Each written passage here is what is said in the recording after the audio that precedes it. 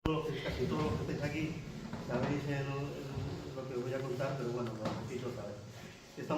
Hemos hecho una asociación y ya la tenemos preinscrita, ahora pues ya sabéis que eso tarda tiempo en que nos digan el aceptado, pero no tiene por qué haber ningún problema, que se llama Encuentro Democrático de Linares, y nuestro objetivo fundamentalmente es hacer estos encuentros colectivos donde podamos vernos las caras en persona, por así decirlo, poder dialogar de forma transversal entre gente que tenga distintas sensibilidades, pero que somos capaces de hablar. Y es muy importante, porque ahora con el tema de las nuevas tecnologías, cada uno se cierra en su Twitter, en su Facebook, en su no sé qué, y aunque parezca que está súper informado, súper comunicado, pues en realidad yo creo que estamos más aislados que nunca. Y en este sentido es muy importante el que tengamos actos colectivos donde podamos debatir y donde podamos simplemente, pues eso, sentir el calor de la mirada, ¿no? Ahí fuera hay una Sofía, por si alguien quiere dejarnos su email o su teléfono, para que cuando hagamos actos le podamos convocar e informar. También haremos unas reuniones, una vez al mes más o menos, de coordinación, que serán las reuniones donde analicemos pues, qué ha salido bien o qué ha salido mal de estas charlas, y haremos también planificación de qué hacer a partir de ahora, ¿no? Tenemos una página web, entonces ahí también en las hojas que hemos dejado ahí, pues está la página web. En cualquier caso, si ponéis Encuentro Democrático de Linares, pues ya en Google a lo mejor no aparecen los primeros, pero los segundos y terceros sí. Y deciros simplemente, y ya acabo, y ahora que presentamos a la persona que nos viene a hablar del tema que hoy entendíamos, que entendemos por España cuando decimos España, sabes qué es eso. Y deciros que el próximo acto, coincidiendo con el Día Mundial de la Filosofía, que es el 16 de noviembre, el tercer jueves de cada noviembre de cada año, vamos a hacer una charla sobre filosofía que se va a titular Hacemos lo que debemos, y es un diálogo sobre el tema de la justicia. Está basado sobre todo en un libro que tiene el mismo subtítulo, que se llama Hacemos lo que debemos, se titula así, el libro se titula Justicia, de Richard Seller, y Hacemos lo que debemos, no, de Michael Sanders, perdón. Y en ese libro intentaremos facilitarlo también a los que lo queráis para podáis verlo si queréis, pero bueno, en cualquier caso el ponente es el mismo de la otra vez, Manuel Jesús, el profesor de filosofía de Duarte, y el año pasado fue un éxito de debate, de charla, de asistencia, y confiamos que este año también lo sea. Insisto, yo creo que va a ser una charla. Yo he leído el libro, lo leí hace 2 o 3 años y me impresionó. Es un libro divertidísimo, a pesar de que habla de temas de justicia y cosas de esas, pero muy divertido, ¿no?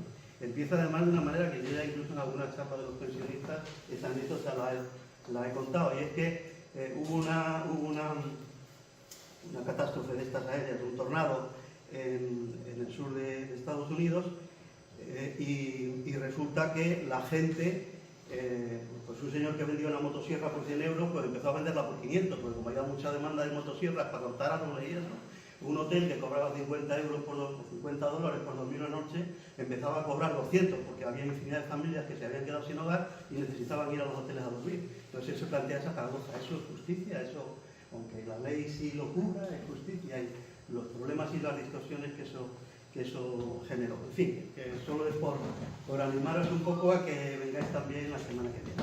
Muchas gracias. Adelante.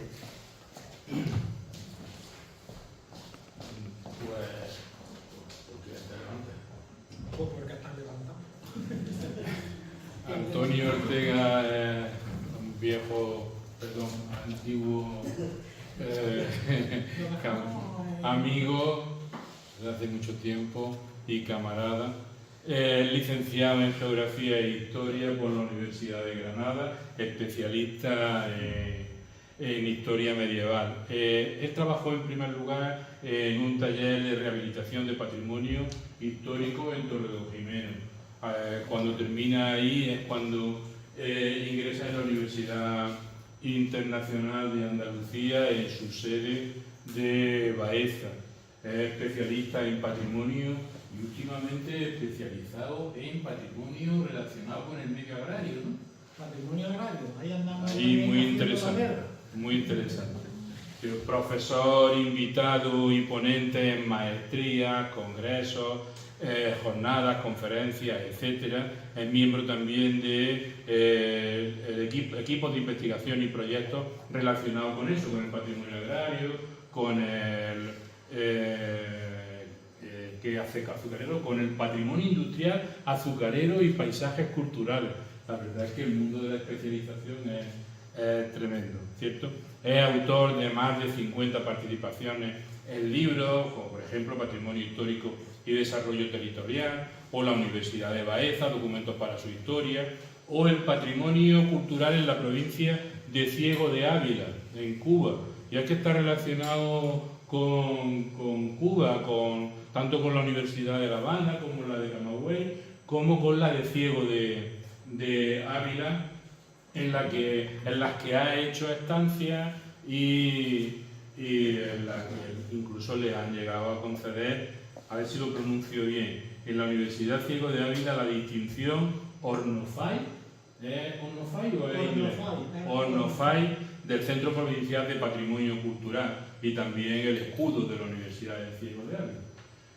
Lo que nosotros le hemos pedido a Antonio es que nos introduzca al debate sobre esa pregunta: ¿qué entendemos por España cuando decimos España? Hemos dicho antes de empezar que lo más probable es que haya bastante consenso entre los que estamos aquí, y él me ha dicho, dice, ya veremos si estáis de acuerdo con lo que yo digo, ¿no? A ver, pues tú y yo solo.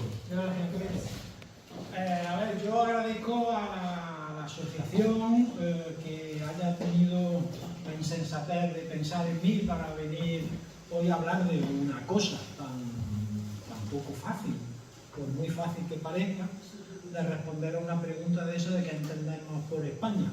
Es un embolado, se lo dije a Alfredo, se lo agradecí, pero le dije, esto es un embolado serio, porque no es fácil en absoluto responder a eso, sobre todo si se quiere responder con un mínimo de rigor, ¿no? Porque, bueno, se puede decir, cuando a alguien le pregunta, oye, ¿tú qué entiendes por España? Pues España, vamos a ver, de dónde vivimos, ¿no? Esto que tenemos. Bien, pero entiendo que la cuestión es intentar de alguna forma profundizar un poquito en qué es lo que hoy, más o menos, se entiende por España, y si eso tiene las raíces, los planteamientos, que algunos también en la actualidad, porque partimos del momento actual, le dan a esa palabra como el contenido, ¿no? Porque alguna gente pues, no solamente define claramente qué es España, sino qué somos los españoles, con unas características determinadas, ¿no? Y eso es importante de analizar y por lo menos de intentar responder. Seguro que vamos a llegar a más preguntas que respuestas, pero bueno, la idea además también es que yo he intentado preparar algo que fuera mínimamente ilustrativo.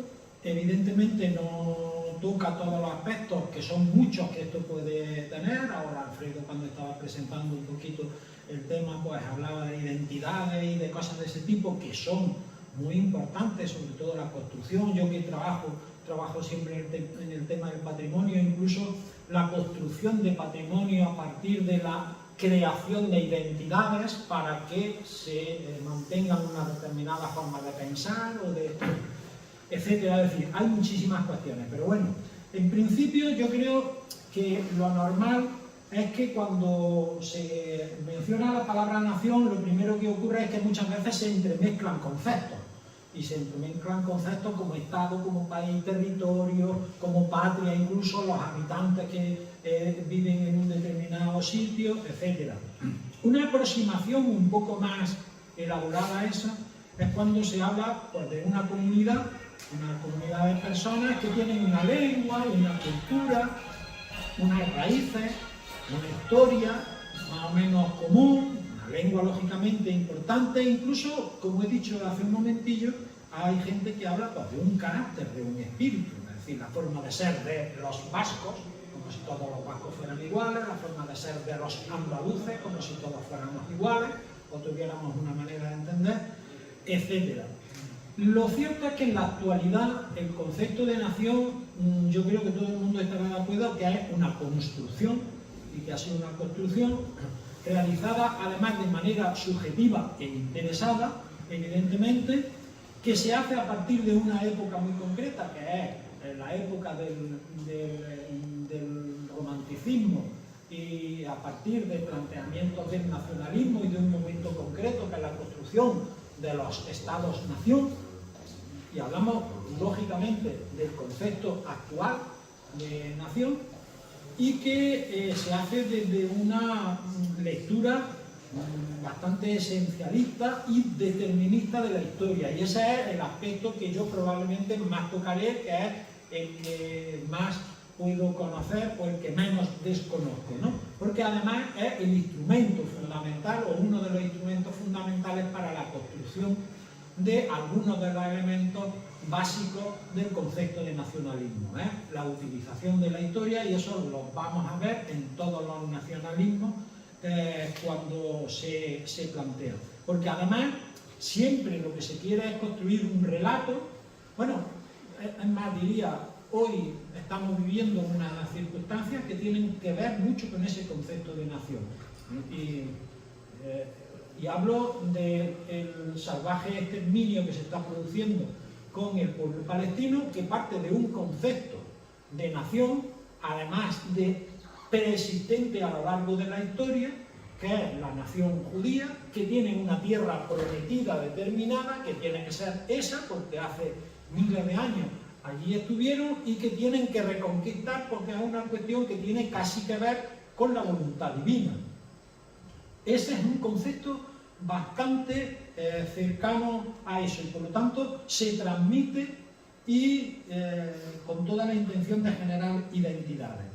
Por eso decía, la cuestión histórica es fundamental en la creación del concepto actual de nación, y fundamentalmente desde el momento de su nacimiento a mediados del siglo XIX. Pero eso he querido poner un poco esto aquí, es decir, eso ha provocado, entre otras muchas cosas, las cruentas luchas por el control del relato histórico y de la investigación histórica que se hace. Es decir, en los medios, ya no a niveles generales, pero en los medios académicos, en los medios de poder, etc., el control, la lucha por el control del relato histórico es algo fundamental.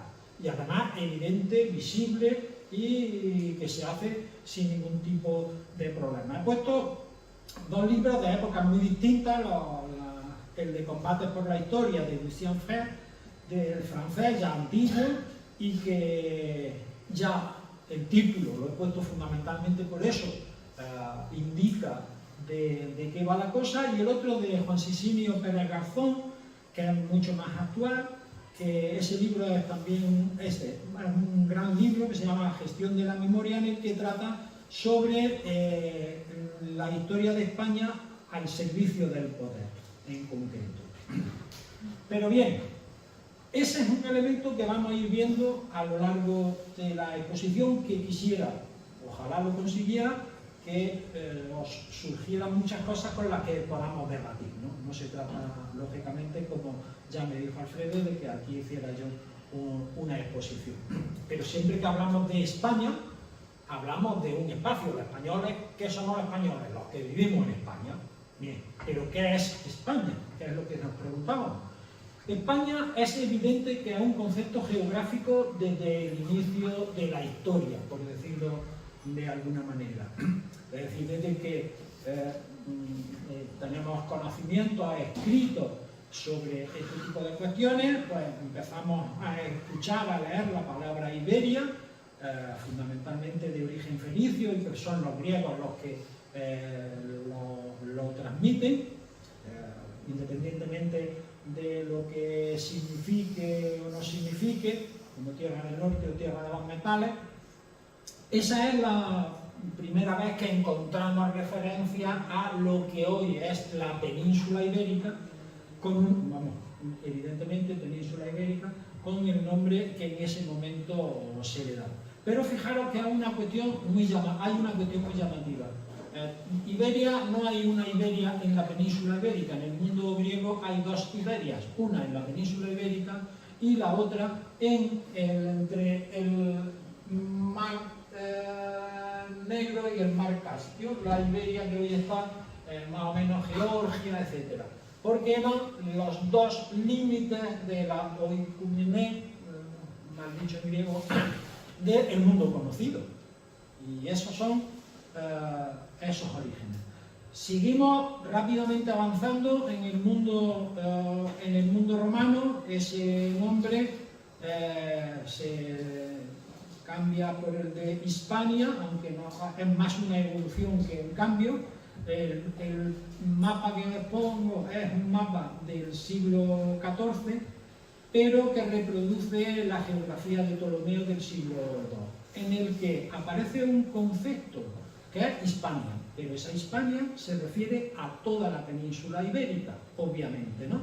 Sí, la Tarraconense por un lado, la mayor parte, la Lusitania por otro, que evidentemente no se corresponde con Portugal exclusivamente, ni muchísimo menos, y la Bética en el sur.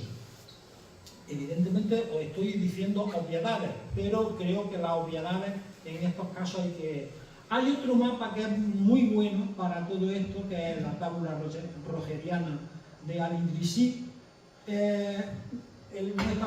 está mal, el mapa está al contrario, con el sur al norte y el norte al sur, la península ibérica está aquí, y aquí continuamos de alguna manera con el mismo planteamiento. Hay una península ibérica, que esa península ibérica tiene otro nombre, y en este caso, aunque se utiliza mucho el término Hispania, la mayor parte de la península se llama Al-Ándalus, casi toda, incluyendo todos los reinos, incluyendo también los reinos cristianos.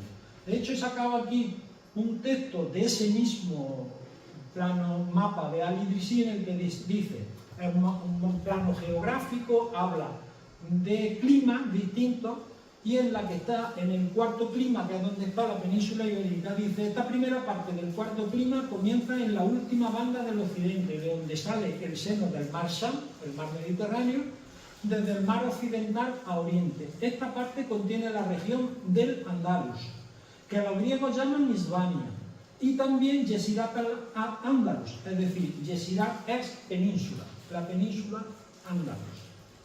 Por lo tanto, ahí tanto Hispania como Andalus, Al-Ándalus, se mezclan en muchas ocasiones, refiriéndose a la península, independientemente de que luego después existieran, como aparecía también en el mapa de la península de Al-Idrisi, apareciera Castalia, apareciera Gar al-Ándalus, Shar al-Ándalus, y hubiera una división más política. Pero el concepto está claro. Ponemos uno de los mitos de la Reconquista, Alfonso I, bueno, utilizo lo de Reconquista para que nos entendamos. Obviamente yo siempre hablo de la conquista castellana, o en este caso aragonesa, Alfonso I, el batallador también. Él es, según sus documentos, rey de Pamplona, de Aragón, de Sobrarbe y de Ribagorza. Y en 1126 viene en una expedición hacia la Málaga de Al-Ándalus y dice que fue a las tierras de España. Luego seguimos creando ahí una serie de dudas que tienen que ver con la transmisión que se nos ha dado de un concepto de España a través de la visión histórica que se nos ha dado, que también me gustaría tocar ahora. Porque creo que la gestión de la memoria es importante en todos los aspectos, y en la cuestión de la historia pues es básica y fundamental. Y me voy a detener un poquito en el tema de la conquista, porque es un tema que a mí me ha interesado siempre mucho, porque creo que es importante, y no solamente desde el punto de vista histórico, sino desde el punto de vista patrimonial. Siempre he dicho que siempre que se habla de la España medieval, se habla siempre de la España que conquista. Casi siempre nos hemos olvidado de la España que era la mayor parte de la península ibérica, que era Al-Ándalus. Nos obligaron a los chiquillos de chicos a aprendernos la lista de los reyes godos, y no se les ocurrió decir que no, aunque fuera la de los califas nada más. No teníamos ni puta idea de eso, ¿no? Es decir, hay un olvido de una gran parte de la historia, que además muchas veces, cuando es la parte mala, se les llama a los moros, y cuando se dice la Alhambra, qué cosa más bonita que nos dejaron los árabes. Casi siempre se emplean los mismos términos. Y la Reconquista es una parte fundamental de la creación interesada de un mito de identidad en la que a partir de una determinada época se quiere olvidar esa parte de la historia de España para centrarnos en la creación de una nación con unas características determinadas que parten de ese momento. Y es la España de Covadonga, del rey Pelayo, como el germen de la formación de España, cuando se parte de un mito absoluto sobre eso, y en torno al cual se crean y se generan incluso espacios patrimoniales a lo largo de la historia muy importantes, como el complejo del monasterio de Covadonga, que se ha ido creando a lo largo de la historia y que ahí está, y que es un elemento identitario fundamental de un concepto de España, que es a lo que vamos, ¿no? Concepto de España que se transmite ahora. Esto está sacado en el año 2021 de la página del santuario de Covadonga, en la que se dice en un sitio, concretamente, dice: desde este germen, en la página, visitada el día 30 de agosto del 21, desde este germen creció la España cristiana como muralla que detuvo y rechazó la invasión islámica. Por ello, aquí se salvó Europa. Es decir, hay una transmisión clarísima de un concepto de la historia que además es mentira. No se puede hablar en esos términos históricos en absoluto, porque se está utilizando la historia para conseguir otros fines que quedan manifiestos. Cuando personajes como Abascal van al santuario de Covadonga, se hacen la foto debajo de don Pelayo y además dice que está allí precisamente por el potente simbolismo del lugar, y emplean propaganda de por España, inicio de la campaña electoral, espíritu de reconquista. Ahí. Es decir, la relación directa entre la creación de un concepto de nación con la utilización de la historia es evidente y es clara, pero es mentira. Es mentira, por lo menos se puede dudar totalmente de la utilización de esos términos, porque vamos a 1482, ya los reyes católicos se han casado, ya se ha producido lo que algunos decían que era la unificación de España, ya, a partir de los reyes católicos, y en este mapa que se llama Hispania Nova Tabula de Nicolaus Germanus aparece en el centro Hispania. Hispania es toda la península ibérica y está dividida en reinos, y aparece Portugal, aparece Galicia, aparece Aragón y el reino de Granada. Pero el nombre grande es Hispania, y es toda la península, también los reyes católicos vivos y coleando, que son otro elemento fundamental de la creación de ese concepto o del contenido del concepto de nación que se nos ha transmitido desde un momento concreto y desde una etapa muy concreta. Y ahí tenemos eso, los reyes católicos. Pues bien, los reyes católicos lo que hicieron fue una unión de dos coronas, y una unión que no significaba más allá que fusionar, no fusionar, sino que entre los dos llevaban ambos reinos de una manera más o menos coordinada, pero independientemente de lo que diga el tanto monta, monta tanto, en Castilla quien reinaba era Isabel, y en Aragón, sobre todo en Aragón, a lo mejor porque era el hombre de la familia, quien reinaba era Fernando, y no había más tutía. Y en ese momento, como mucho, en algunos momentos se utiliza en algunos documentos, el término las Españas. Pero volvemos a ver que estamos hablando de conceptos completamente diferentes a lo que nosotros estamos acostumbrados. Y voy a poner un ejemplo para que veamos que lo que es la unión, lo que es una corona, una monarquía en estas épocas, con respecto a una nación no tiene nada que ver. Y nos vamos al emperador. Y el emperador, os lo quiero leer porque este mismo texto permanece durante bastantes siglos. En los documentos oficiales, en este caso, os lo leo aunque sea un poco coñazo, pero no lo es.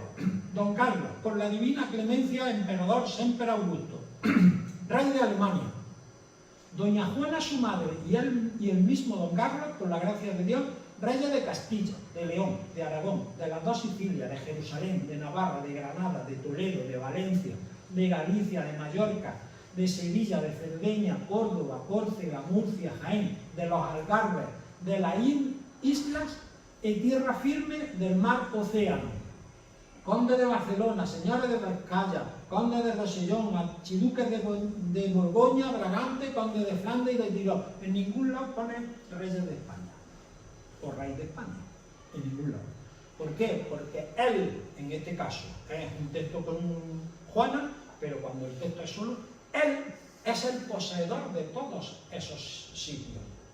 No hay un país, es él el dueño de todas esas cosas que además, como nos enseñaban cuando chicos, cuando un rey moría, sobre todo en determinadas épocas históricas, los reinos se separaban porque le daban a uno a su hijo, otro a otro, otro a otro. Evidentemente el concepto de nación medieval no existe. En este caso hay un concepto patrimonial de territorios, que además se refleja clarísimamente en los documentos oficiales, que son los que más claramente. Y nos vamos de nuevo a un mapa, en este caso de 1588, hecho por un alemán además, en el que la península ibérica pone Hispania, toda la península, el nombre en grande, Hispania, y luego tiene dos escudicos y los nombres, por un lado Reino de Portugal, por otro lado Reino de Aragón, por otro lado lo que pertenece a la corona hispánica, por decirlo de alguna manera, para separarla de Portugal. Luego hay un concepto patrimonial que nada tiene que ver con el concepto de nación que nos han transmitido. No hay España, hay una serie de cosas, hay un nombre que es España, pero ese nombre no tiene que ver, no está relacionado con un Estado y mucho menos con una nación. Bueno, vamos a la moneda de 8 reales de plata de Felipe II, en cuyos dominios no se ponía nunca el sol, ¿no? Que era lo que nos ha enseñado. Pues bien, este hombre en el anverso de la moneda de 1597 lo que pone es Hispaniarum Regnorum Rex, es decir, el rey de los reinos de España. Vámonos a otro símbolo que se añade mucho al concepto de nación, porque el concepto de nación es un lugar, un sitio, pero también son unos símbolos, y en este caso las banderas, ¿no? Porque eso igual, ahora nos dice en España, de momento, pues se saca la bandera amarilla y roja. Bien, pues eso no ha existido hasta hace 2 días.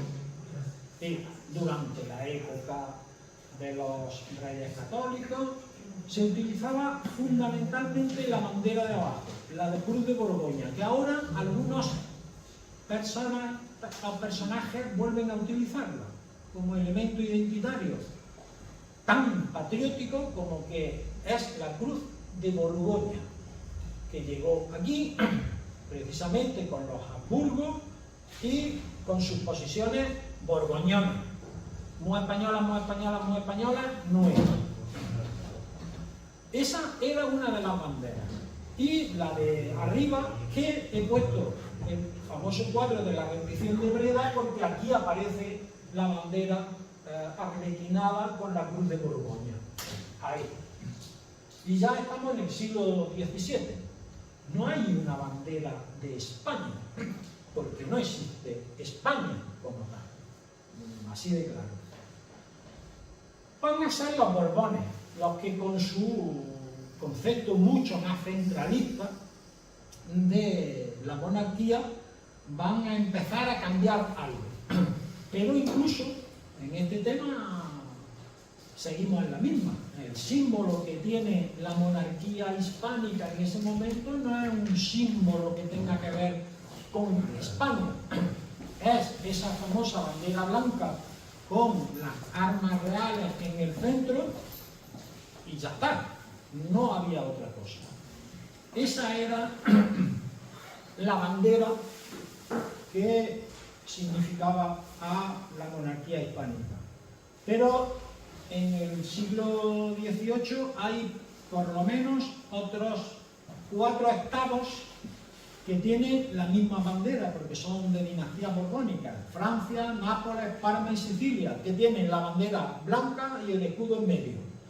Y como resulta que eso en las guerras, sobre todo navales, era un follón, no sabía quién le estaba disparando porque tenían las mismas banderas, lo único que se diferenciaba era el escudo central, y los de Parma, los de Nápoles y Sicilia eran exactamente iguales que los españoles, por entendernos, porque venían de del mismo origen histórico, exactamente el mismo escudo era.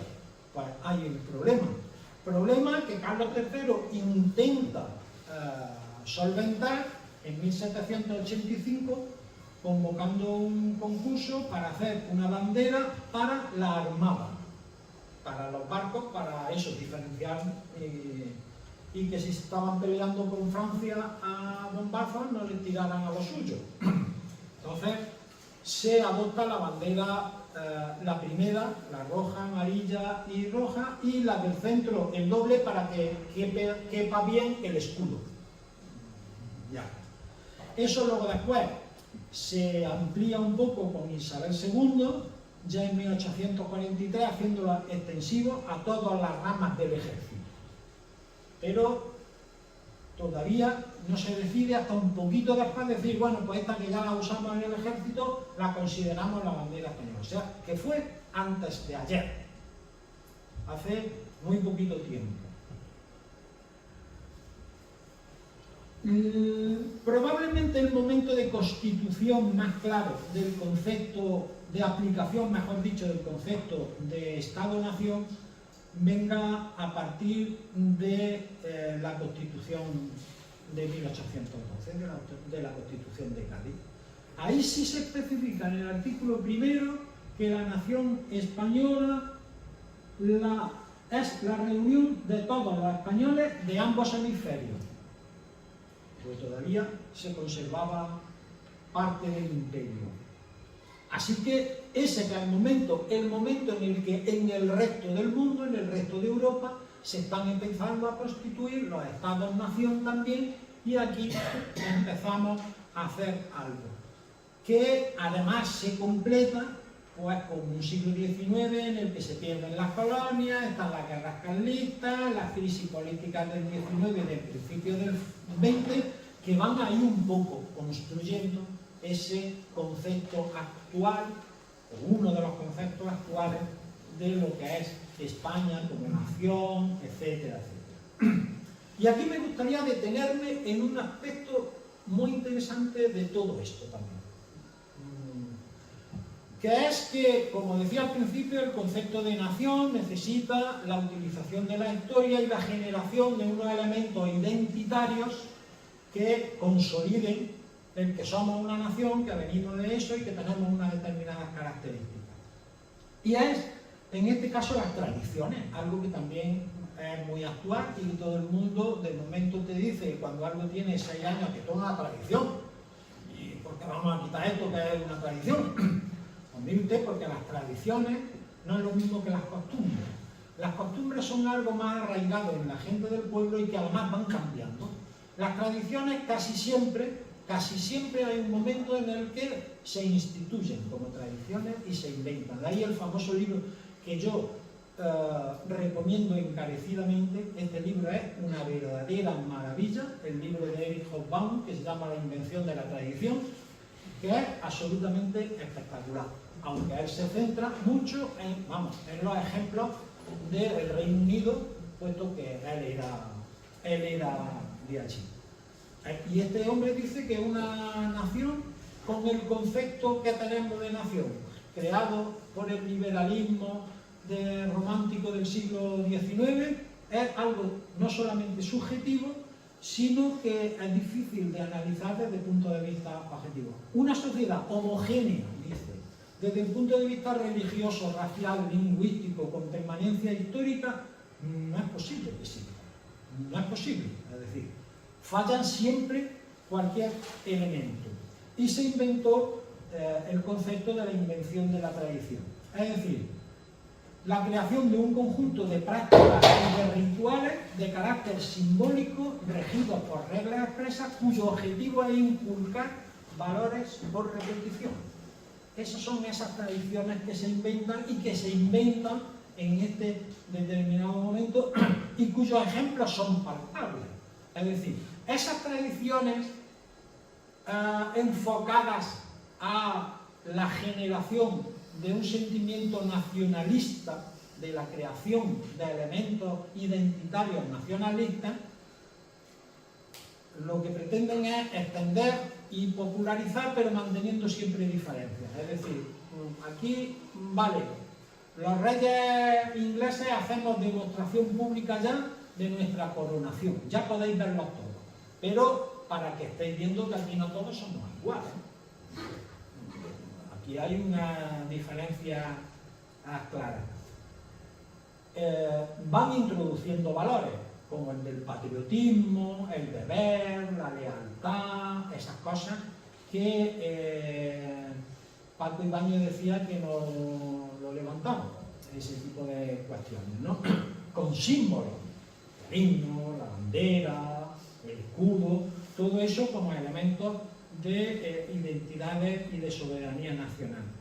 Y en la práctica esos símbolos, o incluso, que es otro elemento que últimamente en el que se discute mucho, que son el tema de las estatuas, sobre eso el hecho de que se creen o se pongan estatuas que son de personas que representan valores, unos determinados valores que transmites al conjunto de la sociedad fundamentalmente para crear ese sentimiento de pertenencia, ¿no?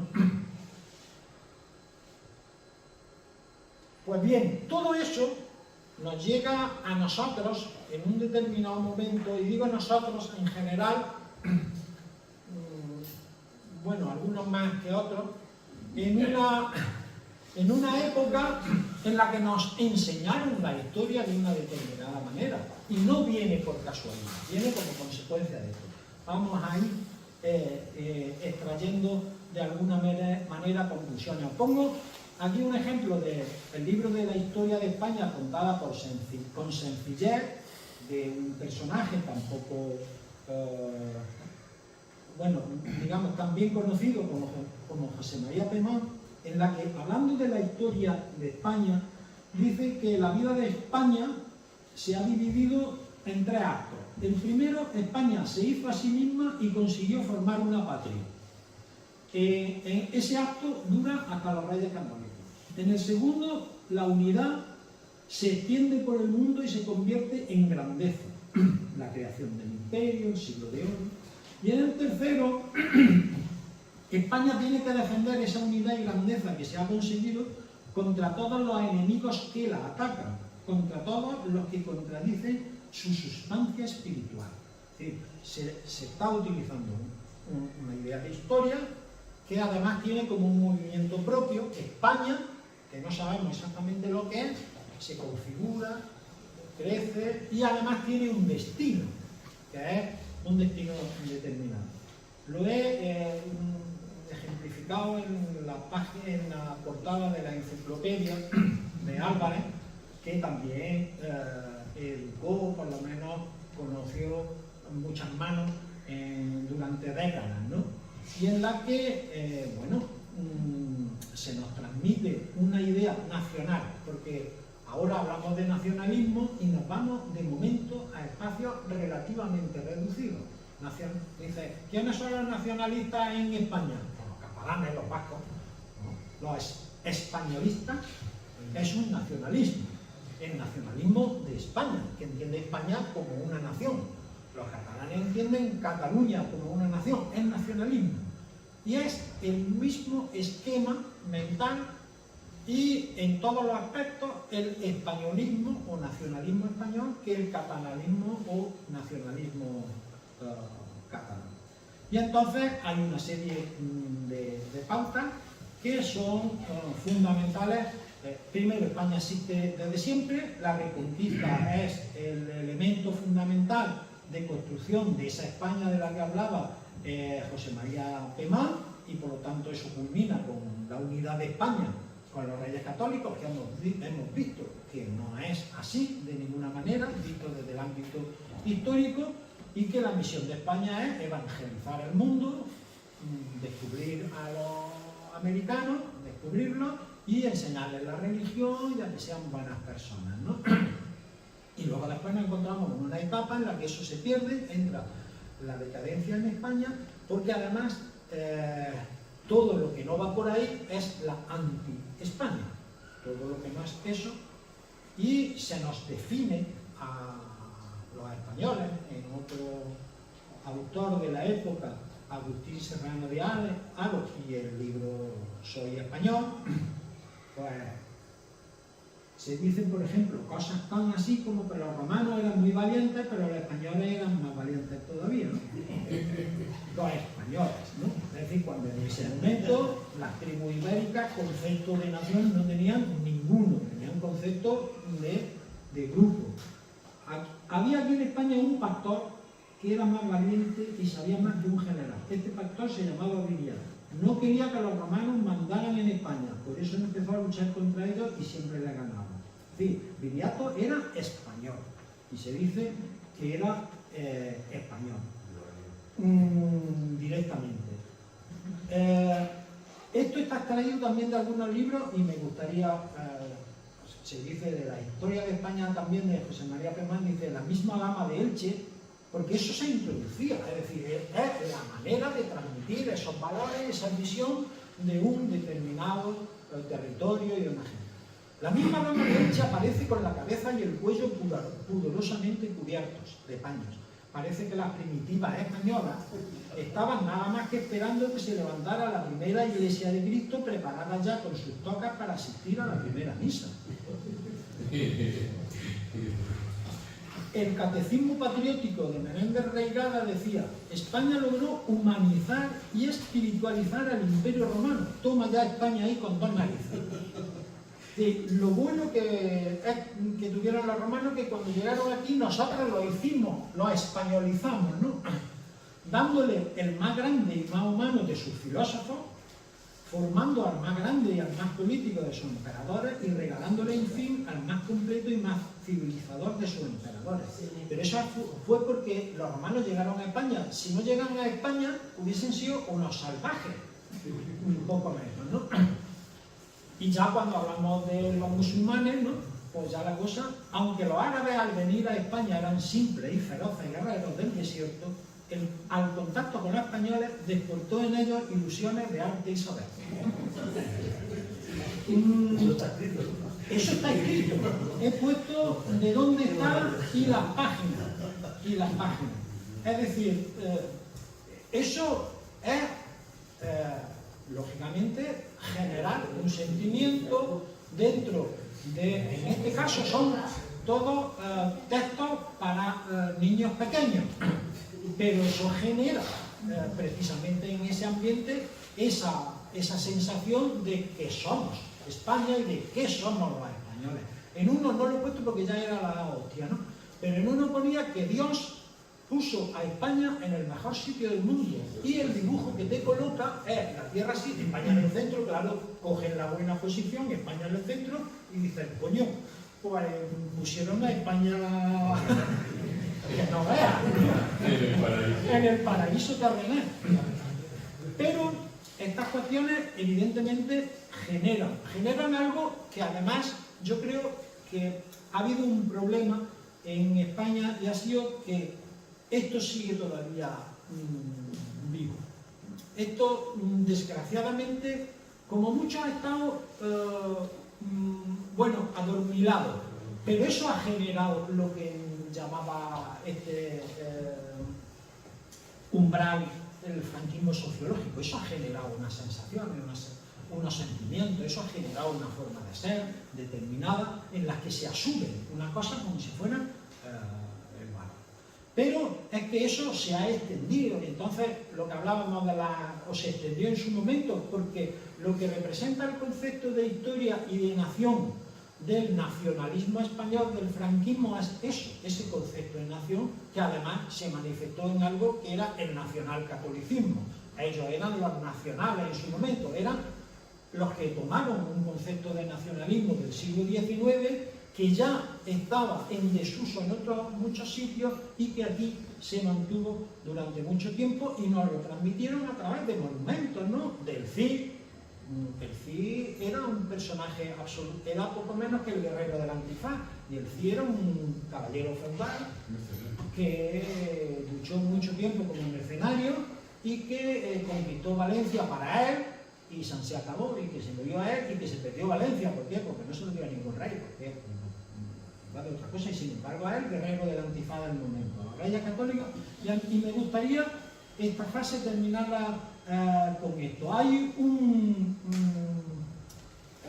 una iglesia en Valencia, la del Carmen, de la Santísima Trinidad, tiene los dos nombres, que en el 42 se reformó y demás, y en la que se hizo un retablo, en este caso un fresco, en la iglesia, en el que se hace una especie de representación del mundo celestial, del mundo terrenal, etc., ¿no? Y en la parte del mundo celestial, pues hay una serie de, bueno, aparte del cielo, que está arriba, pues de personajes reconocibles, o supuestamente reconocibles, del mundo eclesiástico español. Y en el otro lado hay una representación clara de ese concepto de la historia de España, en la que aparece, bueno, no se ve ahí, pero bueno, está Pelayo, está Fernando III, está Carlos V, está Colón y está Francisco Franco, el primero. Es decir, y eso se mantiene todavía, está medio tapado, pero eso existe. Ese es un concepto histórico de la nación española a través de su evolución histórica. A España probablemente no haya pasado una cosa. Francia tuvo su revolución y en su momento, a partir de la revolución, con muchos episodios históricos diferentes, adquirió un concepto de nación que tenía una serie de elementos como el republicanismo, el laicismo, etcétera, su bandera, que antes era la misma de los borbones españoles, que nos pegábamos bombazos entre nosotros porque no sabíamos de quién era la bandera, ¿no? Etcétera. Italia tuvo su unificación con Garibaldi y demás, su proceso. Alemania tuvo también su proceso de unificación. Y más cercano podemos hablar también de generación de un concepto de nación, en la Revolución Cubana o en la India con la independencia, que también se transmite a otros sitios. Probablemente el problema de España es que esos procesos que pudieron generar cambios importantes, como las comunidades de Castilla en su momento, como el trienio liberal y todo lo que trajo consigo, la Revolución Gloriosa del 68 y la Primera República, o incluso la Segunda República, fueron procesos que sucumbieron, desgraciadamente, y que podían haber generado, con ese proceso histórico inicial que no acababa de configurar una nación, podían haber generado un concepto diferente. Pero lo mismo que en los otros sitios hablamos de procesos victoriosos, aquí hablamos, yo digo siempre que los españoles hemos sido como muy avanzados en nuestro momento y nos han pegado el palo y luego hemos retrocedido. Pero en todos los casos, incluyendo también el proceso de la caída de la dictadura y de la configuración de la España autonómica, han sido momentos en los que se han intentado generar un concepto más moderno de nación del que se nos ha transmitido, ¿no? Y en todos los casos, voy a retroceder, en todos los casos se han generado siempre identidades en la actualidad también, lo que significa que hay conceptos diferentes. Ahora mismo se está peleando porque quieren eliminar la fiesta de Villalá en eso, porque hay un sector de la sociedad que se identifica con las comunidades de Castilla, con los comuneros. Y hay otro sector de la sociedad que son, en buena parte, esos que utilizan como representación de su españolidad la Cruz de Borgoña, ¿no? Vuelvo a repetir, porque la Cruz de Borgoña no es muy así. Identidades diferentes, los liberales de ese momento y los absolutistas, así tenemos personajes tan siniestros como Fernando VII, que era un conservador de narices, pero que no dudaba en apoyarse en Napoleón, y luego después, cuando los liberales toman el poder, en llamar a los franceses, que ya no son los mismos, pero bueno, los franceses, para que invadan España y le ayuden a él, es que esos procesos se producen casi siempre los mismos, y los más patrióticos son los que utilizan a los extranjeros en muchos casos para que los saquen del fuego de sus castañas. Y se produce en todos los momentos históricos en los que hay procesos de cambio, y evidentemente también en los últimos momentos en que pudo haberlo de la República, cuando los nacionales se apoyan en fuerzas extranjeras sin ningún tipo de eso para imponer su nacionalismo, ¿no? Yo creo que probablemente la cuestión esté en que España tenga que asumir una definición que yo no sé si es aceptada o no, ahora podríamos discutirlo o lo que sea. España no es sino una nación de naciones.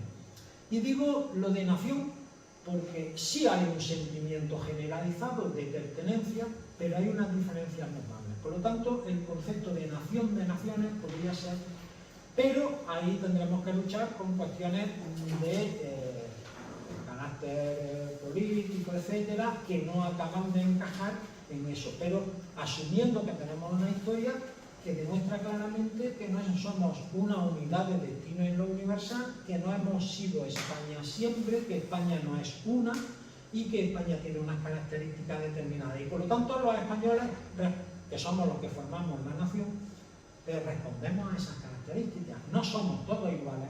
Todos los que son españoles no tienen que ser, no sé, de derecha, taurino y de Real Madrid, por decir 4 ejemplos o 3 ejemplos, no lo sé, pero hay quien te dice que es ser español con esas características, y por lo tanto o admitimos la diversidad y esa diversidad la engarzamos, o seguiremos sin solucionar el problema de qué es lo que creemos que es ser España, y andaremos siempre con diferencias muchas veces no salvables sobre qué es España o qué somos los españoles. Siento mucho el peñazo que os he dado, pero creía que había que tocar una serie de cuestiones que eran importantes, más que nada porque pueden dar pie al debate. Gracias por la atención de los demás.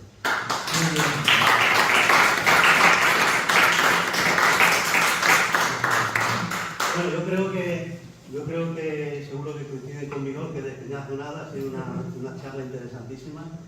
Yo que creía que sabía mucho de historia, he tenido que tomar muchas notas y espero que luego con la grabación de Luis pueda repasarlas porque ha sido muy interesante.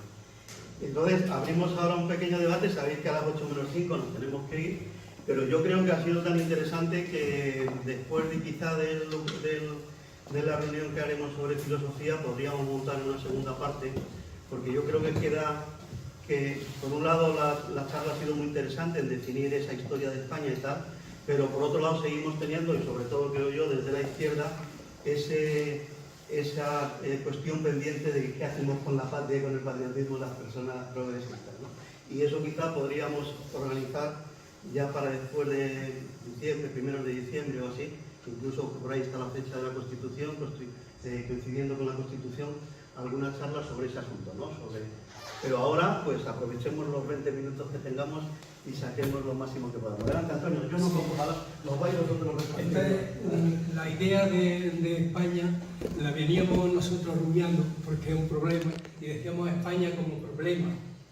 Efectivamente, porque ya sabemos, se saca la bandera de España fundamentalmente para dividir. Quien la pone en su balcón dice que no es un español del tierra. Y luego, pues recordamos un poco que es un problema histórico. Desde Fígaro decía, aquí yace media España, víctima de la otra media.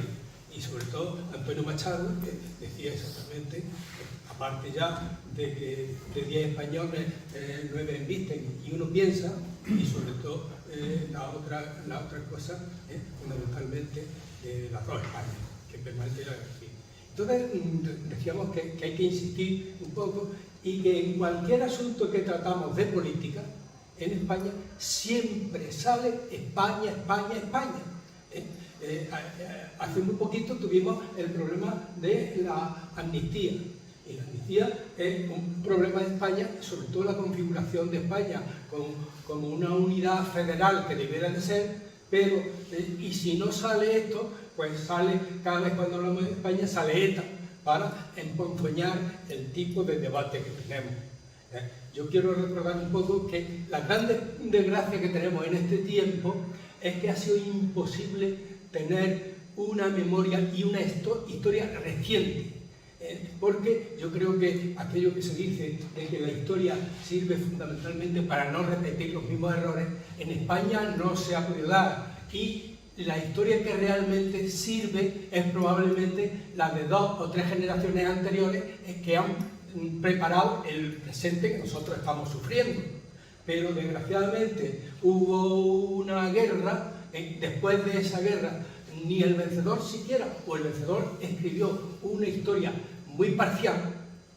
Después, cuando se pudo hacer esa historia, se ha callado, hemos vivido también mucho tiempo de silencio, y ahora cuando queremos reunir, incluso cuando hablamos de memoria histórica, la necesidad de esa memoria que sí pudieron consolidar relativamente los italianos y los alemanes en ese momento, reconocernos como lo demás es imposible.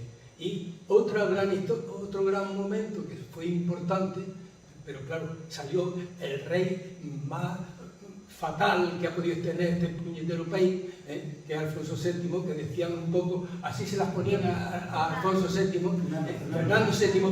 Fernando VII, que por un lado tuvo la primera constitución, en la que los liberales en Cádiz hicieron en lo posible, aceptando el catolicismo y lo demás, un acercamiento. Pero después de eso, y la no nacionalización de la supuesta guerra de independencia, que no fue tan uniforme como se dice, y que no fue de independencia, que fue una guerra internacional, y esa ocasión hubiera sido magnífica con la épica de la batalla y con el consenso de la Constitución, podíamos haber avanzado y habernos integrado en Europa con el deseo y no tendríamos el problema de ahora. De todos modos, este asunto hemos de tenerlo muy presente porque es un problema, sigue siendo un problema en el que vamos a tropezar todos los días, creo yo.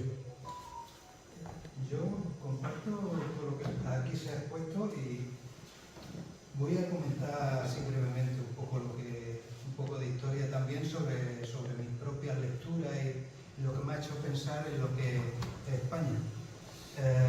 De Covadonga lo paso por alto porque el mito ultraconservador no es necesario ni siquiera hablar. Dentro ya también de la órbita conservadora, el mito de los reyes católicos como los creadores de España era un concepto geográfico, como tú muy bien has dicho, y creo que fue Pierre Vilar el que habla de los reyes católicos de la época aquella como una simbiosis de Estado. Una simbiosis, se refiere, utiliza ese término con la mala leche que tiene la palabra simbiosis en la naturaleza y en la biología, ¿no? Cuando uno de los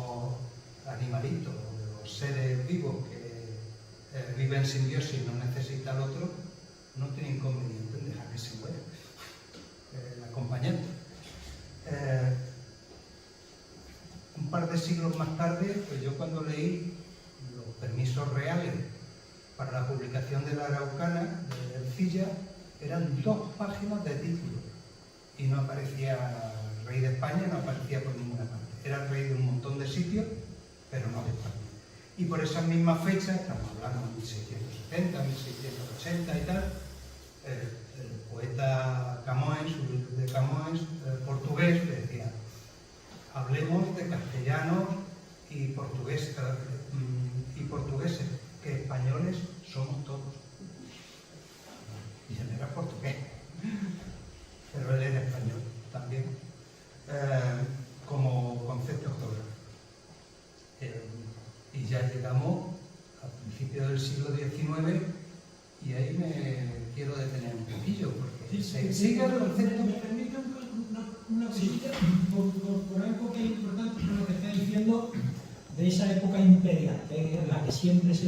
Y ahora se utiliza mucho, es decir, ahora se está con el revisionismo histórico volviendo a reivindicar el imperio español, que es reivindicar el imperialismo.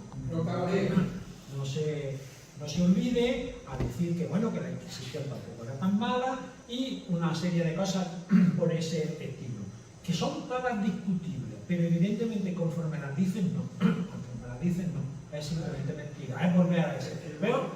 Pero era por poner un ejemplo de qué era la España imperial. Cuando Antonio Pérez, secretario de Felipe II, tiene el problema que tiene, él se va a Aragón. Y en Aragón el rey de las Españas no puede tocarlo, porque el Justicia Mayor de Aragón dice que en Aragón no ha cometido ningún delito. Y tiene que acudir a la Inquisición aragonesa para intentar perseguirlo. Él no podía entrar en Aragón para nada en ese tipo. Y era el secretario, estaba, vamos, iban a limpiárselo directamente, ¿no?, si lo hubiesen detenido. Y él se esconde en Aragón, se va a Aragón, se exilia a Aragón, y en Aragón no lo puede tocar. O sea que unidad estatal evidentemente no existía. Claro, lo que acabas de decir me recuerda al Foro de Españoles cuando decía que España era una unidad de destino universal. Y cuando España es una sola, pero además la universalidad que tiene que ver con el imperio, el sueño del imperio. Se está refiriendo a ese sueño del imperio. Y se sigue soñando con eso. Debemos de ser los chinos o los americanos. Me estaba refiriendo al siglo XIX, a mí sí me importa la primera parte del siglo XIX, porque ¿quién fue el primer rey que dice que es el rey de España? Yo no estoy seguro, porque me parece que fue José Bonaparte. El primero que dijo, yo soy rey de España, no rey de Granada y rey de Aragón, dentro de una concepción también patrimonial de lo que son los reinos. Carlos IV abdica en Fernando VII, que a su vez abdica en Napoleón, que a su vez abdica en José Bonaparte, lo cual explica que estas abdicaciones, el bochornoso comportamiento que tuvo los patriotas de los Borbones, los patriotas de la Iglesia española, y los patriotas del ejército español, el vergonzoso comportamiento, el bochornoso comportamiento que tuvieron el 2 de mayo y en días sucesivos. Pero en fin, ahí crean otro mito del levantamiento del pueblo. Yo creo que eran súbditos, porque vamos, no eran ciudadanos. Yo no sé si se puede hablar de pueblo cuando ni siquiera son ciudadanos. Dejaron solo a aquellos súbditos de no se sabía de qué rey en aquel momento, y dejaron solo a David y Velarde, que palmaron heroicamente, pero que se quedaron solos mientras el resto del ejército estaba cuartelado y viéndolo venir y sabiendo lo que estaba pasando. Entonces ahí tenemos al primero que parece ser que dice que es rey de España. Bueno, y entonces, y la primera definición que yo me he encontrado de España la veo en la Constitución de 1812. Dice, España es la unión de los españoles. Hostia, de puta madre. Hay un inconveniente. Es que eso incluye también a los americanos. Y no sé si a los filipinos, probablemente también. Así que ahí tenemos un problemilla. Seguimos con un concepto de España un poco... En fin, yo después no voy a pensar más. Lo que, hay una cosa que sí que me ha llamado la atención cuando decía ese mapa en el que España aparecía en el centro. Sí. Sí, bueno, eso en la geografía como arma ideológica se utiliza continuamente. A mí me regalaron un mapa mundi que estaba editado en Berlín y Berlín lo medí con una regla que estaba al milímetro en el puñetero centro del mapa. La mayoría de los mapas que vemos son europeos y Europa está en el centro. Los americanos son más chulos, porque he visto mapas americanos que le importa una figa partir Eurasia por la mitad, pero ellos quedan en el centro. Al final, bueno, era un poco lo que yo he estado mirando sobre qué es España. Al final sigo sin saber qué es España, sigo sin saberlo. Bueno, sí sé lo que no es, o sí sé muchas cosas que no son España, lo cual de momento no me parece poco, pero bueno. Solidario con el tiempo, que nos vamos en un cuarto de hora.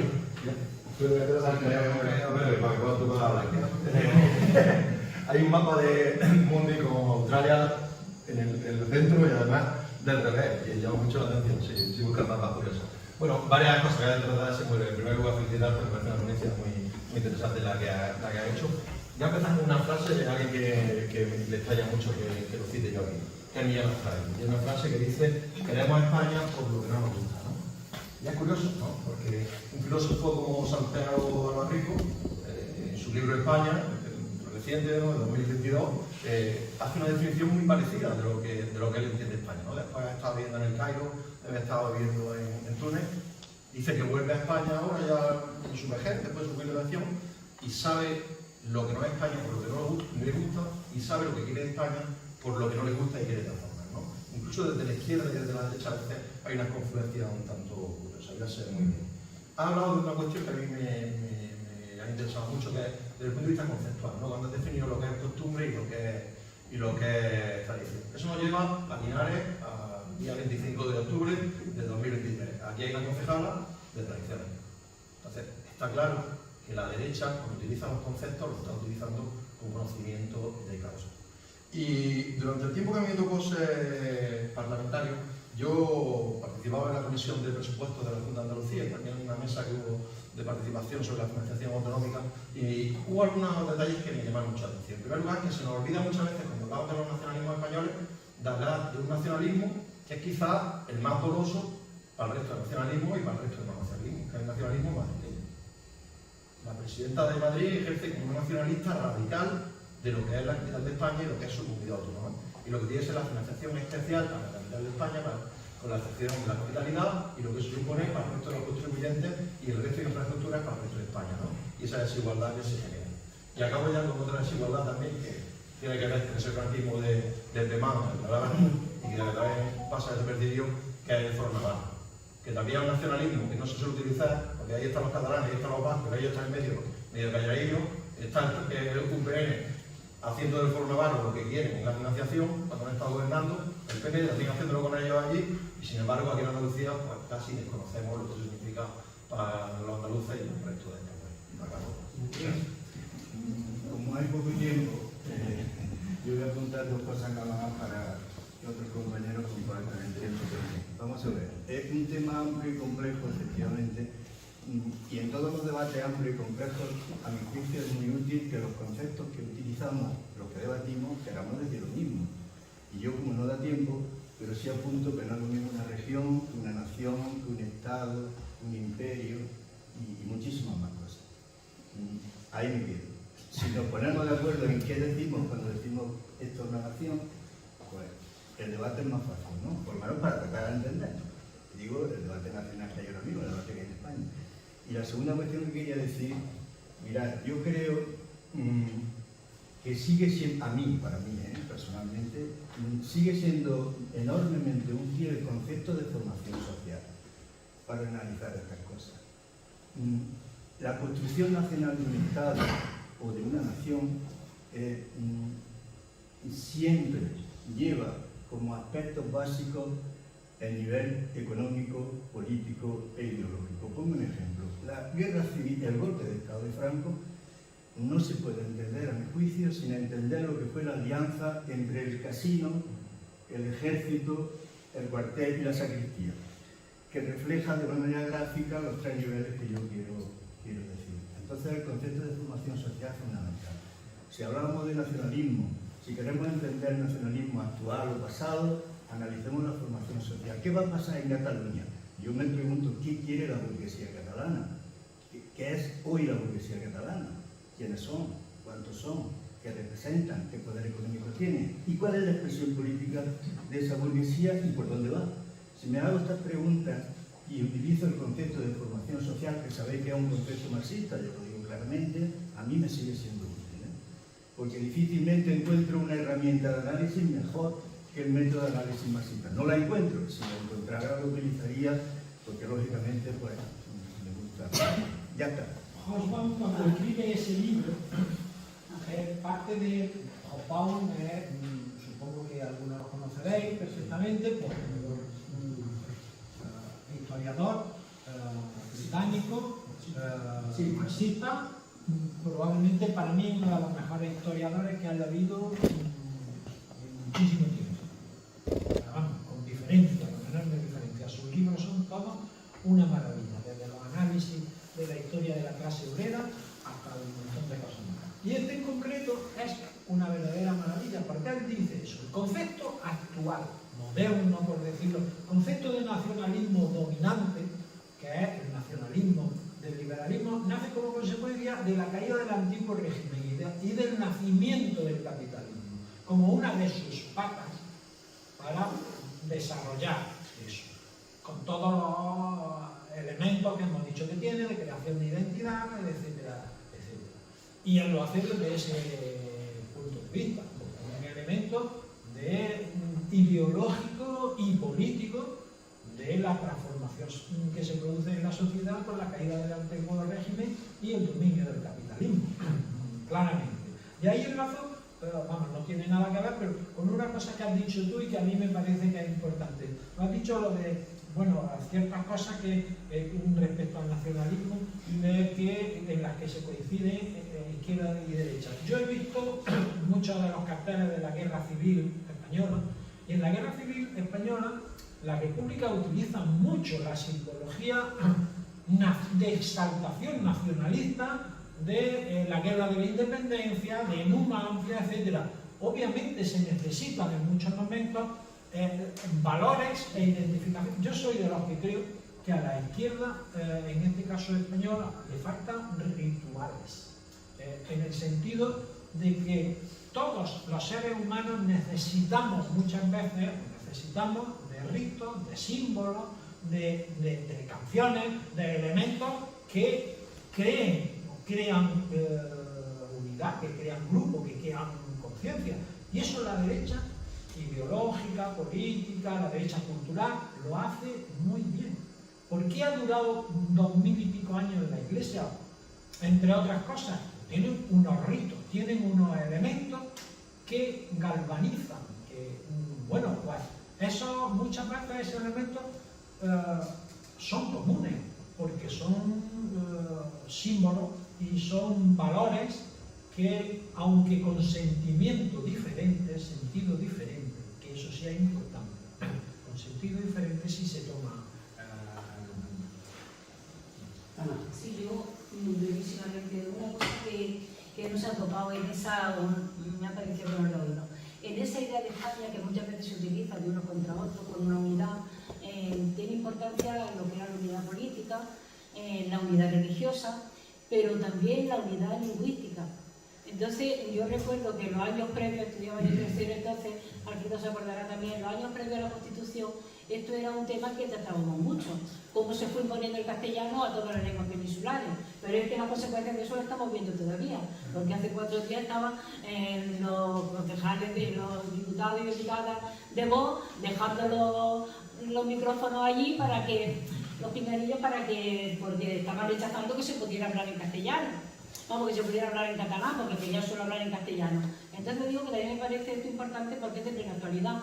Yo además recuerdo perfectamente una escena de la serie que hicieron sobre la novela de Mercè Rodoreda, La Casa del Llamán, en la Plaza del Llamán, cuando estaban quitando los rótulos en catalán de las calles y estaban poniendo el castellano, porque fue también una imposición, y ha sido una imposición a lo largo de los siglos, que incluso en Hispanoamérica pues no querían hablar de castellano, sino de español, porque le suponía un elemento de conquista, ¿no?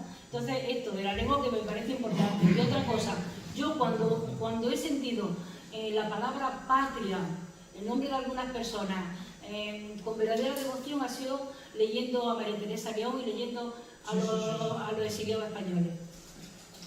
Oyendo las canciones de los sudamericanos, mi patria son mis hermanos que están labrando para mí.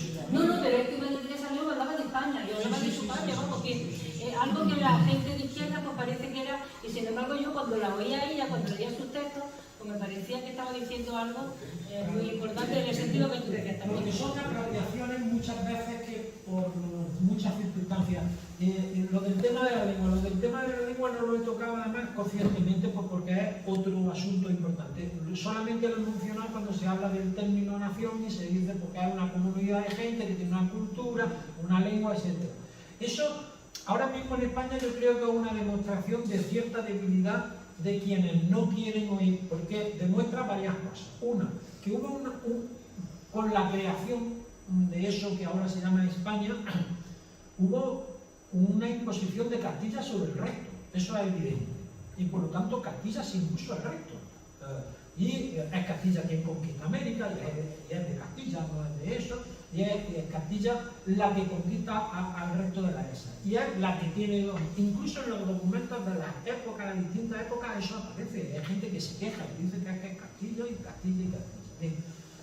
Demuestra también que hay una debilidad, porque desde mi punto de vista, el reconocimiento de lenguas específicas es uno de los elementos que definen nación, por decirlo de alguna manera. Luego, si tú reconoces la existencia del catalán, del gallego o del euskera, estás reconociendo de alguna manera uno de los elementos fundamentales de la constitución de una nación. Es decir, estoy reconociendo lo de nación. Y por lo tanto, de alguna manera, también yo estoy reconociendo que si reivindico el castellano como lengua, sigo reivindicando un nacionalismo en este caso, español. Es un tema escabroso, que define, y no tiene por qué definir a una nación. Puede haber una nación con diferentes lenguas, podría haberla, porque hay condiciones muy diferentes, ¿no? Pero en este caso, además, yo creo, no sé si lo ha dicho Luis, pero yo creo que es así, en muchos de los casos, el nacionalismo, es que me he acordado de una cosa, el nacionalismo termina siendo excluyente. Perdonad, es que quisiera leer una cosa muy breve, pero es que es interesante. Esto es un facsímil de Iliano, que me he acordado que lo traía, que era un semanario que se editó en Baeza durante un poco tiempo, entre los años 1914-15, y en el que Antonio Machado escribió en alguna ocasión. En este, lo digo para que veamos, en este número, que es el número que celebra el año de vida de ese semanario, pues hay mucha gente, entre ellos Antonio Machado, que escribe, y hay un señor que se llamaba Emilio Fernández del Rincón, que se define como retrógrado, porque se ve, vamos, este periódico era reformista, republicano, etc. Y le dicen que colabore para eso. Y tiene en algún pasaje algo que define clarísimamente es el concepto de lo que era. Él se define como eso, como retrógrado, como viejo, como carca en ese sentido. Y en un metro, si pudiera, encontrarlo ahora, porque esto, entre otras cosas, tiene la letra bastante pequeñita, hace una definición muy clara de lo que es un patriota de derechas en contra de, en este caso habla de los ilusos socialistas que entienden que la patria es el mundo y todo lo demás, ¿no? Y hace una definición que está muy bien desde mi punto de vista de eso, de lo que es, pues sí, un concepto de patria, pero que se atiene a necesidades, a intereses muy determinados en función de lo que decía Luis, de determinadas cuestiones de clase, y otros que, aquí, dice, y así en el arcano del afecto aparecen gradaciones precisas eminentemente humanas, el convecino, el compatriota, el extranjero, la patria chica, la patria grande, las demás patrias. Esa es la verdad escueta. Lo otro, la igualdad de socialistas, son utopías, atentados de lesa naturaleza, y estos atentados solo pueden subsistir breves momentos. Es decir, todo lo que no sea patria, pequeña cosa, la clase universal, son tonterías, ¿no? Yo creo que sí es un problema difícil de resolver, pero que España tendrá que resolverlo. Probablemente estamos en un momento también contradictorio y de confrontación, en el que puede volver a intentar avanzarse en ese sentido. Bueno, muchas gracias. Mantenemos el compromiso de seguir con el debate porque el doctor Juan y yo también tenemos las preguntas aquí. Yo creo que eso, quizá aprovechando el 7 de diciembre, por esa fecha, podemos hacer una segunda parte de este tema, centrado ya en la actualidad y conociendo la Ya no es que decirlo, lo podemos... Sí, a los que tengo en la lista de ahí, te lo envío. Muchas gracias, ha sido interesantísimo, nada de tiempo.